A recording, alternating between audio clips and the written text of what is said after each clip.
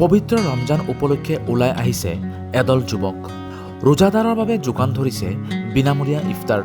পথচাৰী, কৰ্মব্যস্ত আৰু দৰিদ্ৰ লোকৰ বাবে ইফতাৰৰ গন্তব্যস্থান ৰঙিয়া ৰেল ষ্টেচন সমীপৰ ষ্টেচন জামে মছজিদৰ সন্মুখত।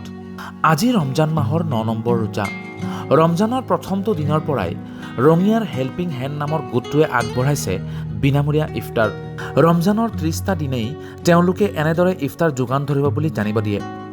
ৰোজাৰ অন্তত ইছলাম ধৰ্মাৱলম্বী লোকসকলে গ্ৰহণ কৰে ইফতাৰ। কিন্তু আত্মীয় স্বজনৰ পৰা দূৰত থকা কৰ্মব্যস্ত লোকসকলে সময়ত ইফতাৰ গ্ৰহণ কৰিব নোৱাৰে। সেয়েহে হেল্পিং হেণ্ডৰ সদস্যসকলে এনে মহৎ প্ৰয়াস লৈ আগুৱাই আহিছে। মানে আমি এই ইফতাৰৰ আয়োজনটো কৰিছোঁ যিবিলাক মানুহ অসুবিধাত আছে, মানে ধৰি লওক কোনোবা ই ৰিক্সা চলায়, কোনোবা দোকান আছে, ঘৰ দূৰত, অসুবিধা সিহঁতৰ ইফতাৰ কৰাত, বা কিছুমান আমাৰ ষ্টেচনখন ওচৰতে আছে, ভ্ৰমণকাৰীবিলাক আছে যিবিলাকৰ ইফতাৰটো অসুবিধা হৈ পৰে, যি ইফতাৰৰ যোগাৰখিনি পোৱাত। তো সেই ভাবি আমি এই পদক্ষেপটো লৈছোঁ। আৰু প্ৰথম দিনাৰ পৰা পূৰা 30টা দিনে আমি ইফতাৰটো বিনামূলীয়া আমি বিতৰণ কৰিম।